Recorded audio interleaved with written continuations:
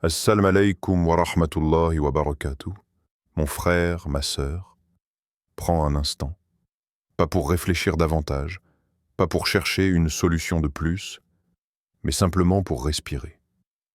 Il y a des moments dans la vie où l'on réalise que l'on a tout essayé, où l'on a porté plus que ce que le cœur pouvait contenir, et où la fatigue n'est plus seulement physique, mais intérieure. Peut-être que tu es dans cette période où tu avances encore, mais sans la paix que tu espérais, sans la clarté que tu demandes depuis longtemps. Aujourd'hui, ce n'est pas un appel à faire plus d'efforts, ni à te battre encore plus fort. C'est une invitation à t'arrêter, à déposer ce que tu tiens serré depuis trop longtemps, et à laisser ton cœur entendre ce qu'il a peut-être oublié. Tu n'es pas censé tout réparer seul. Il y a des blessures qui ne guérissent pas par la volonté, des situations qui ne se restaurent pas par la force, et des silences qui ne se brisent que par la confiance.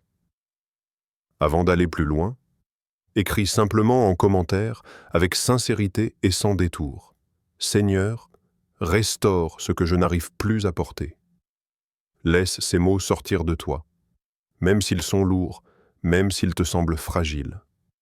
Car parfois, la première étape de la restauration n'est pas le changement visible, mais l'aveu intérieur que l'on a besoin d'Allah plus que jamais. Reste avec moi jusqu'à la fin, car je te promets qu'ensemble, nous élèverons une invocation profonde et sincère, une doua qui viendra toucher ce que les mots ordinaires n'atteignent pas, et qui ouvrira la porte à une paix que tu n'as pas à forcer. Il y a des jours où tu fais tout ce qu'il faut, où tu avances sans t'arrêter, et pourtant quelque chose à l'intérieur reste lourd. Tu souris peut-être à l'extérieur, tu assumes tes responsabilités, tu réponds présent quand on a besoin de toi, mais au fond, ton cœur est fatigué d'être fort en permanence, fatigué de devoir comprendre, réparer, expliquer, supporter, fatigué d'espérer sans savoir quand le soulagement viendra. Parfois, ce n'est pas une grande épreuve visible qui épuise, mais l'accumulation silencieuse de petites choses que personne ne voit. Les pensées qui reviennent la nuit, les questions sans réponse, les prières murmurées sans larmes, parce que même pleurer demande de l'énergie. Tu continues, non pas parce que tout va bien, mais parce que tu n'as pas appris à t'arrêter. Il arrive aussi que tu te demandes si ton cœur n'est pas devenu trop lourd, trop marqué, trop cassé pour retrouver sa paix d'avant. Tu te souviens d'un temps où ta foi te portait naturellement, où l'espoir venait sans effort, où la confiance en Allah était simple et évidente. Aujourd'hui, elle est toujours là, mais comme recouverte de couches de fatigue, de déception et d'attente prolongée. Et pourtant, malgré tout cela, tu es encore là, tu écoutes, tu cherches, tu espères discrètement qu'il existe un moment où tu n'auras plus besoin de lutter autant à l'intérieur. Un moment où tu pourras respirer sans te demander ce qui va encore s'effondrer. Ce désir silencieux de repos intérieur n'est pas une faiblesse. C'est le signe d'un cœur qui a trop donné sans se reposer sur celui qui soutient tout. Si ces mots résonnent en toi, ce n'est pas parce que tu es à bout, mais parce que ton âme commence à reconnaître qu'elle a porté trop longtemps seule ce qu'elle n'était pas censée porter. Et cette prise de conscience, même si elle fait mal, est déjà un premier allègement. À force de tenir, tu as peut-être fini par croire que si tu lâchais, tout s'effondrerait. Comme si ton contrôle était la seule chose qui maintenait l'équilibre. Alors tu anticipes, tu calcules, tu portes, tu encaisses. Tu fais de ton mieux pour que rien ne déborde, pour que personne ne remarque à quel point cela te coûte. Et sans t'en rendre compte, tu as confondu responsabilité et charge intérieure permanente. Il y a une pression silencieuse qui s'installe quand on pense devoir tout gérer seul. Une pression qui ne vient pas toujours de l'extérieur, mais de cette voix intérieure qui répète que si tu ne fais pas plus, si tu ne comprends pas mieux, si tu ne tiens pas encore un peu, alors les choses iront de travers. Cette voix n'est pas toujours juste, mais elle est insistante, et elle fatigue l'âme. Avec le temps, Ce besoin de tout maîtriser peut devenir une prison invisible. Non pas parce que tu manques de foi, mais parce que tu as pris l'habitude de te reposer sur tes propres forces avant de te reposer sur Allah. Et ces forces, aussi sincères soient-elles, ont des limites. Le cœur humain n'a pas été créé pour porter seul ce qui dépasse sa compréhension et sa capacité. Lâcher prise ne signifie pas renoncer à agir, ni abandonner tes responsabilités. Cela signifie reconnaître que certaines choses ne se dénouent pas par l'effort, mais par la confiance. Que certaines restaurations commencent précisément au moment où tu acceptes de ne plus tout tenir entre tes mains. Ce n'est pas un aveu d'échec. C'est un retour à l'ordre naturel du cœur croyant. Peut-être que ce qui t'a le plus épuisé n'est pas la situation elle-même, mais le fait d'avoir essayé de la résoudre sans déposer son poids auprès d'Allah. Et cette réalisation, même si elle dérange, ouvre une porte intérieure. Une porte vers un soulagement qui ne dépend pas de ta force, mais de celui dont la sagesse ne faillit jamais. Il arrive un moment où le cœur, fatigué de résister, commence doucement à relâcher ce qu'il serrait sans même s'en rendre compte. Ce n'est pas un grand basculement soudain, mais une respiration plus profonde, comme si l'âme acceptait enfin de ne plus se battre contre ce qu'elle ne contrôle pas. À cet instant précis, quelque chose change à l'intérieur, même si rien n'a encore changé à l'extérieur. Quand tu cesses de lutter intérieurement, tu remarques que le poids n'était pas seulement dans la situation, mais dans la manière dont tu la portais. Le silence devient moins oppressant. Les pensées ralentissent. Et au milieu de cette accalmie fragile, une confiance discrète commence à se frayer un chemin. Pas une certitude bruyante, mais une présence calme, stable, qui apaise sans expliquer. Faire confiance à Allah dans ces moments-là ne ressemble pas à une déclaration grandiose. Cela ressemble plutôt à un abandon intérieur, presque timide, où tu admets que ton cœur a besoin de soutien. Tu réalises que déposer tes fardeaux ne te rend pas vulnérable, mais plus vrai. Et dans cette vérité, il y a une forme de paix que tu n'as pas créée toi-même. Peut-être que tu ne sais pas encore comment les choses vont se restaurer. Peut-être que les réponses ne sont pas claires et que l'avenir semble toujours flou. Mais ton cœur commence à comprendre qu'il n'a pas besoin de tout voir pour se sentir en sécurité. Il a seulement besoin de savoir qu'il n'est pas seul à porter ce qui vient. Cette transition intérieure est discrète, presque invisible, mais elle est essentielle. C'est le moment où l'âme cesse de s'endurcir et recommence à faire confiance. Et même si tu doutes encore, même si la peur revient par moments, quelque chose en toi a déjà commencé à se reposer autrement. Comme si ton cœur se rappelait enfin qu'Allah n'est pas seulement celui à qui l'on demande, mais celui sur qui l'on peut réellement s'appuyer. La restauration dont ton cœur a besoin ne ressemble pas toujours à ce que ton esprit imagine. Tu pensais peut-être qu'elle viendrait sous la forme d'un changement immédiat, d'une porte qui s'ouvre d'un seul coup, d'une situation qui se règle enfin. Mais souvent, Allah restaure d'abord ce que personne ne voit, là où la fatigue s'est accumulée, là où la confiance s'est fissurée, là où l'espérance s'est faite plus fragile. Il y a des réparations silencieuses qui transforment plus profondément que les grands bouleversements. Allah réorganise l'intérieur avant de réordonner l'extérieur. Il redonne au cœur sa juste place, il apaise l'âme avant de modifier les circonstances. Et même si cela te semble lent, rien n'est inutile dans ce processus. Chaque instant de patience, chaque soupir confié, chaque abandon sincère participe à une œuvre que tu ne maîtrises pas, mais qui est parfaitement mesurée.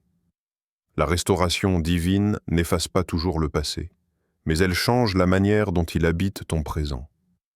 Ce qui faisait mal devient supportable. Ce qui pesait devient plus léger. Ce qui t'empêchait d'avancer cesse de te définir.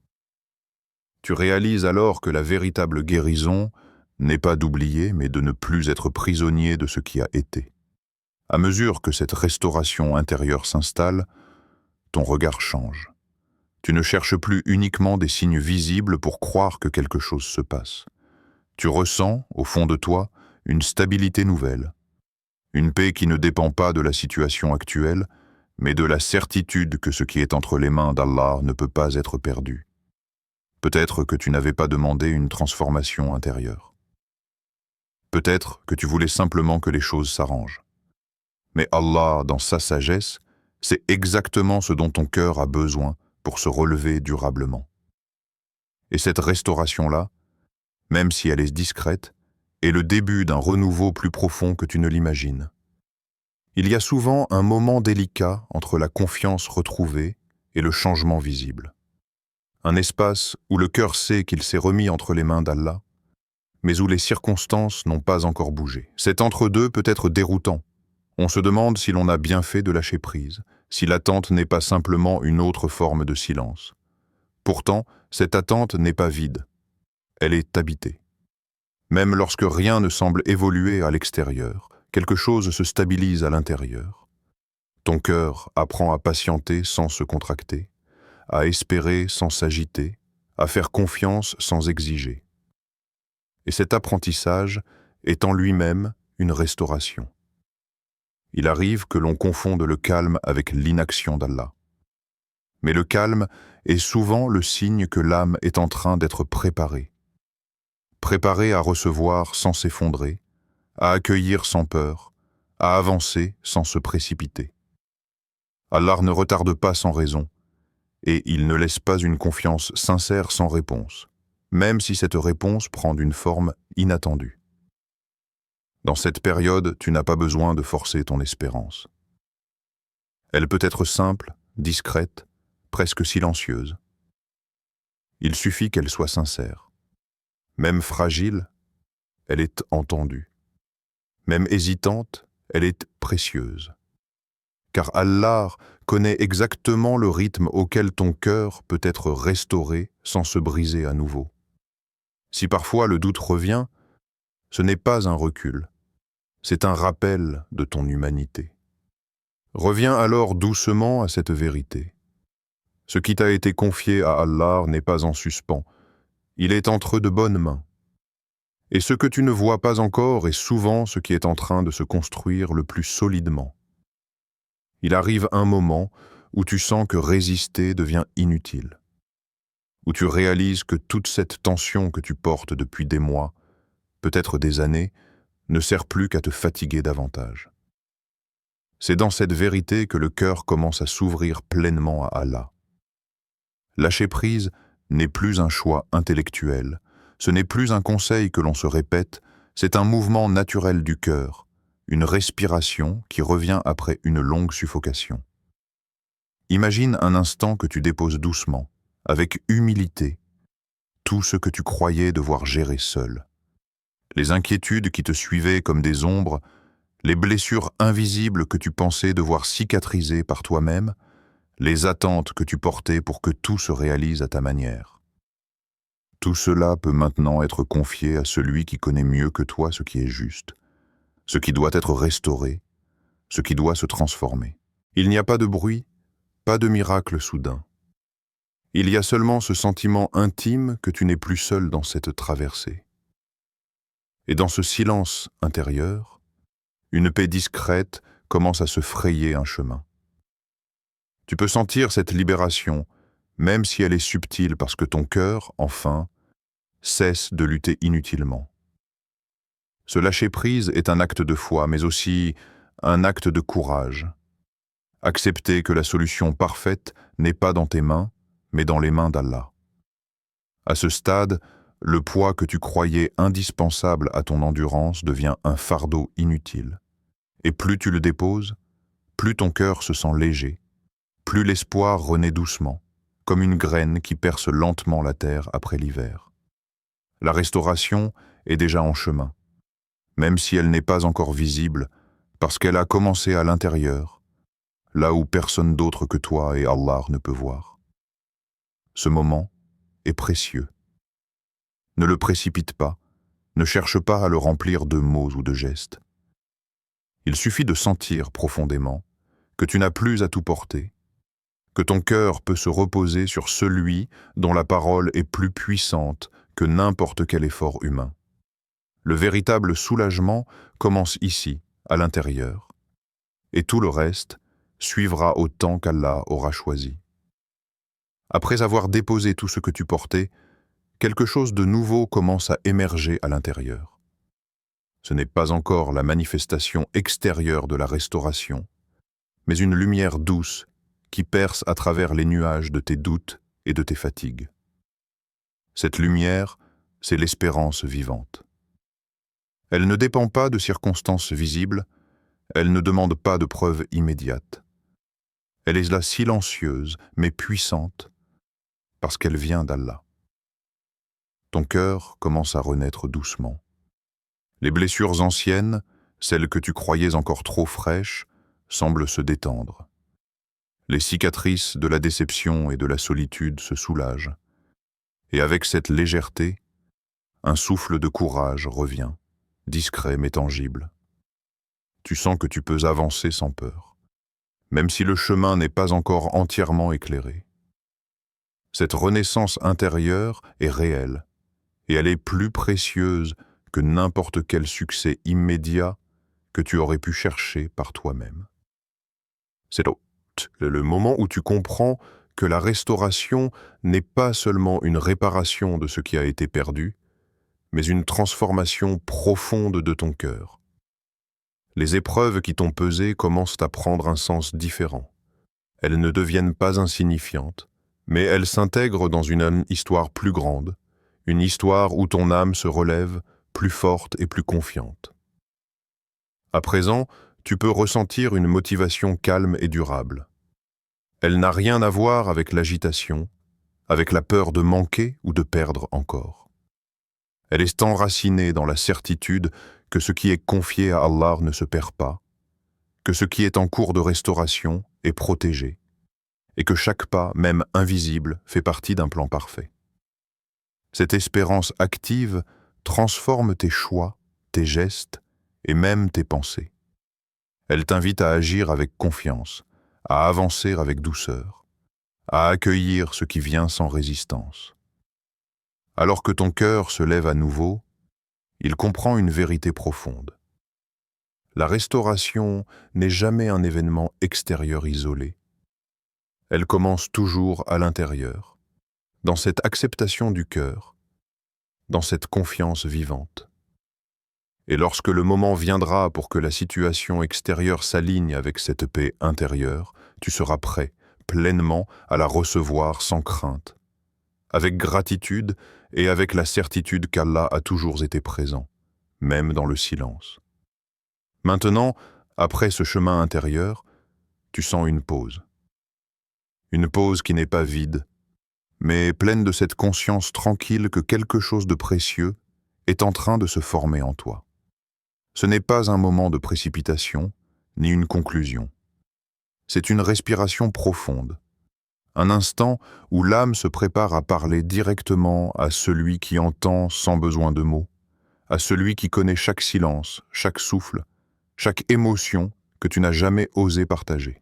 Dans ce calme, tu remarques que les tensions anciennes ont commencé à se dissoudre. Ce qui pesait devient léger. Ce qui te semblait fragile commence à se renforcer. Et même si la restauration n'est pas encore visible dans ta vie quotidienne, tu la sens dans ton cœur. Une énergie douce, une présence constante, comme si Allah était assis à côté de toi, silencieux mais pleinement attentif. Tu peux maintenant accueillir ce moment avec humilité et sincérité. Les yeux fermés ou ouverts, les mains posées sur ton cœur, chaque respiration devient une ouverture vers la supplication. Le doute peut encore apparaître, mais il n'est plus écrasant. Il est seulement un rappel de ton humanité. Et cette humanité, reconnue et acceptée, devient le terreau idéal pour la doua à venir. C'est le moment où tu te prépares à déposer tes maux, tes besoins, tes espoirs et tes blessures devant Allah. Tu n'as pas besoin de trouver les phrases parfaites, ni de convaincre qui que ce soit. La sincérité suffit.